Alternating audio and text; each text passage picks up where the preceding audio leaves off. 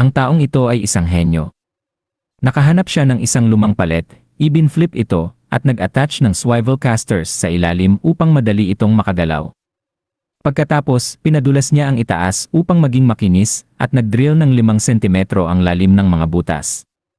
Ginawa niya ang parehong bagay sa pangalawang palete, pinuno ang mga butas ng pandikit, at pinukpok ang mga wooden dowels upang magkasya ng mahigpit ang dalawang palete.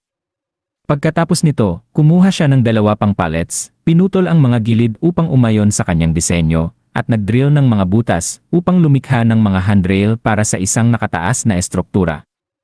Inalis niya ang mga gitnang plank, inayos at pinukpok ang mga ito upang punan ang anumang mga puwang, sinigurong nakalagay ang mga ito sa tamang lugar. Gumamit siya ng steel ruler upang mag-trace ng arko, pinutol sa kahabaan ng linya, at nag-install ng backboard, ikinabit ang nakakurba na piraso upang makumpleto ang hugis.